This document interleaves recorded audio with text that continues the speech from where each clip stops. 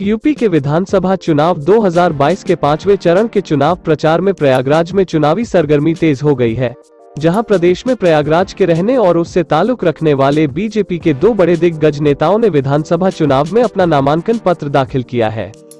BJP के राष्ट्रीय अध्यक्ष जेपी नड्डा भी प्रयागराज व कौशाम्बी के चुनावी दौरे पर आए थे, जहां डिप्टी सीएम केशव प्रसाद मौर्य ने कौशाम्बी के सिराथू विधानसभा सीट से बीजेपी प्रत्याशी के रूप में अपना नामांकन दाखिल किया है, तो वही योगी सरकार के कैबिनेट मंत्री व प्रयागराज के इलाहाबाद शहर पश्चिम विधानसभा सीट से दोबारा चुनाव लड़ रहे बीजेपी प्रत्याशी सिद्धार्थनाथ सिंह ने भी प्रयागराज जिला मुख्यालय में अपना नामांकन पर्चा दाखिल कर एक दफे फिर से ताल ठोक दी है। दरअसल नामांकन करने के पहले बीजेपी प्रत्याशी व कैबिनेट मंत्री सिद्धार्थनाथ सिंह अपने काफिले के साथ मुंडेरा स्थित केंद्रीय चुनाव कार्यालय पहुंचे थे। वहां से बीजेपी प्रत्याशी ने बीजेपी कार्यकर्ताओं का अभिवादन किया ही था कि उन पर हमले की नीयत से आए एक अनजान व्यक्ति ने सिद्धार्थनाथ सिंह के करीब जाकर ब्लेड निकालकर एक पैकेट को फाड़ा ही था कि वहां मौजूद सुरक्षा कर्मियों ने उसे घेर कर अपनी गिरफ्त में ले लिया था। उसके पकड़े जाने के बाद तलाशी में उस युवक के पास ब्लेड और जहर का पैकेट मिला। उस युवक को स्थानीय थाने धूमनगंज की पुलिस ने शक के आधार पर हिरासत में ले लिया था और छानबीन में पुलिस ने साफ कर दिया कि हमले की बात गलत है, जबकि सिद्धार्थनाथ का आरोप है विपक्षियों की साजिश के चलते वो युवक उन पर जानलेवा हमला करने की नीयत से आया। वो कुछ एक सरफिरा था जिसने किया है, वो पॉइजन का उसके हाथ में पैकेट था जिसको फाड़ा था और उसने मेरे को शायद लगाने की कोशिश कर रहा था या भरने की, तो मैं कह नहीं सकता, वो पुलिस का काम है, वो देखेगी। सिद्धार्थनाथ सिंह पर जानलेवा हमला करने के मामले पर देर रात उनके सुरक्षा कर्मी की तरफ से थाना धूमनगंज में एफआईआर भी दर्ज कराई गई है। वही कल दोपहर में ही प्रयागराज के एसएसपी ने तत्काल मामले की छानबीन करने के बाद सोशल मीडिया के माध्यम से अपना एक बयान जारी कर इस घटना को एकमात्र अफवाह बताया था, जबकि मौके पर पकड़े गए युवक को कैबिनेट मंत्री एवं बीजेपी प्रत्याशी के सुरक्षा फोर्स के एक दरोगा ने पकड़ा था। उसका वायरल वीडियो भी सामने है। हालांकि पुलिस के आला अधिकारी ने अपना वीडियो बयान जारी कर पूरे प्रकरण को गलत बताया है और प्रयागराज की पुलिस इसे अपनी चूक न मानकर उल्टे मीडिया पर ही निशाना साधते हुए नजर आ रही हैं, जिसे प्रयागराज पुलिस की मीडिया सेल द्वारा व्हाट्सएप ऐसे तमाम सोशल मीडिया प्लेटफॉर्म पर बाकायदा पोस्ट भी किया गया है। कतिपय मीडिया चैनलों खासतौर से आज तक ने एक पट्टी चलाई जिसमें श्री सिद्धार्थनाथ सिंह जी पे हमले की बात कही गई, जो कि पूरी तरह गलत और भ्रम फैलाने वाली खबर है।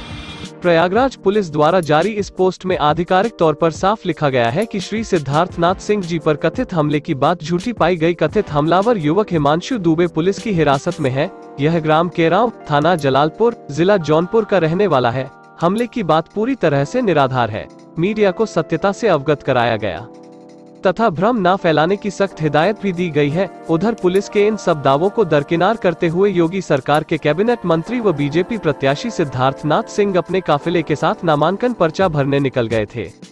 प्रयागराज कलेक्ट्रेट में अपने बीजेपी समर्थकों और परिवार के साथ सिद्धार्थनाथ सिंह पहुंच गए और इलाहाबाद शहर पश्चिम विधानसभा क्षेत्र के नामांकन कक्ष में पहुंचे, जहां उन्होंने नामांकन पर्चा भरने की कार्यवाही पूरी करते हुए प्रयागराज के इलाहाबाद शहर पश्चिम विधानसभा क्षेत्र से बीजेपी प्रत्याशी के रूप में अपना नामांकन पर्चा दाखिल किया।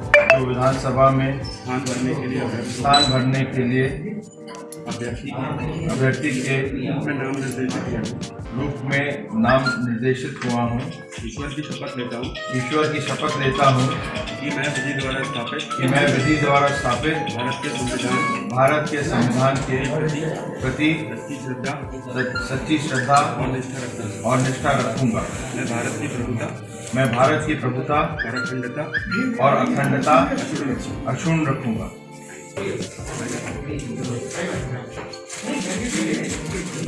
तो दूसरी तरफ प्रयागराज के मुंडेरा स्थित चुनाव कार्यालय में बीजेपी के राष्ट्रीय अध्यक्ष जेपी नड्डा ने बीजेपी कार्यकर्ताओं के साथ बैठक की। बीजेपी कार्यकर्ताओं ने उनका स्वागत किया, उन्हें चुनाव में कैसे क्या करना है के सुझाव और मूल मंत्र दिए। सर सामने सर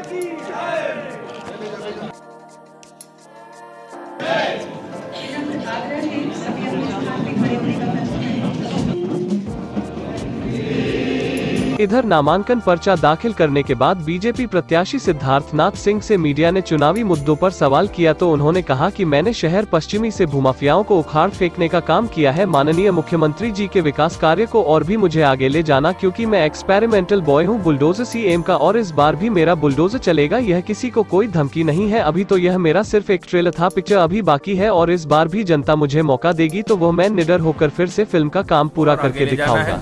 और मैंने अब 2022 के लिए मैं कह रहा हूं कि मैं एक्सपेरिमेंटल बॉय हूं बुलडोजर सीएम का, और इसलिए जितने भी अवैध हैं निर्माण जो हुए थे उसके ऊपर बुलडोजर जो चलाया जा रहा है, भूमाफियाओं के ऊपर, बाहुबलियों के ऊपर, वैसी बहुत बड़ी जमीन मेरे शहर पश्चिमी विधानसभा में है 200 बीघा, उसके ऊपर गरीबों के आवास बनाना शुरू करना है। और मैंने एक ट्रेलर दिखाया है विकास का, और मैंने ट्रेलर दिखाया है कि भूमाफिया की जमीन पर गरीबों के आवास कैसे बनते हैं। अब पिक्चर पूरी बाकी है, वो 5 साल में पूरी कर। इसके अलावा उन पर हमला करने आए युवक के पकड़े जाने के बाद पुलिस अधिकारी द्वारा छानबीन कर जारी किए गए बयान के बाद भी उन्होंने मीडिया से कहा कि जो जानकारी मीडिया को मिली है हमले की, उसमें पुलिस जांच करेगी। लेकिन हाँ, इस तरह का पूरा प्रयास किया गया था। एक व्यक्ति मेरे ऊपर हमला करने के लिए आया था, यह कोई बड़ी बात नहीं है। शहर पश्चिमी बाहुबली माफिया अतीक अहमद के नाम से जाना जाता रहा है। यहाँ बाहुबलियों माफियाओं का वर्चस्व रहा है, तो यहाँ इस तरह की चीजें होना आम बात है। हालांकि पुलिस छानबीन कर रही है, जो भी सच होगा निकल कर के सामने आएगा। ये नहीं है, पुलिस ही देखती है, मगर ये जरूर सच है कि जब मैं अपने केंद्रीय कार्यालय में था, चुनावी कार्यालय में था, तो एक व्यक्ति ने मेरे सामने, एक बगल में ही था, और उसने एक पैकेट निकाला जिसके ऊपर पॉइजन था, हरा रंग का पैकेट था, और उसके हाथ में एक छोटा सा चाकू भी था। ये शहर पश्चिमी में ये क्षेत्र जो है ये अतीक अहमद के नाम से जाना जाता रहा है। अब वहां पे उनके गुर्दे और भी हैं जो लगे रहते हैं, तो मैं कह नहीं सकता क्या साजिश है या नहीं है, इसलिए मैं कह रहा हूँ पुलिस का काम है। गौरतलब है कि सोशल मीडिया में एसएसपी प्रयागराज द्वारा जारी किए गए बयान के बाद भी मीडिया से मुखातिब हुए एसएसपी ने अपनी दलील पेश करते हुए मीडिया को आड़े हाथों लिया है, जो कि लोकतंत्र में बेहद गौर करने वाली बात है। श्री सिद्धार्थनाथ सिंह जी के ऊपर कथित हमले का एक भ्रम पैदा हुआ था। हमले की बात पूरी तरह से गलत है, और आगे जो तथ्य सामने आएंगे उसके आधार पर कार्रवाई की जाएगी। एक ब्लेड और एक सल्फास का पैकेट बरामद होने की बात कही जा रही थी, हालांकि अभी वो चीज़ बरामद नहीं हो सकी है।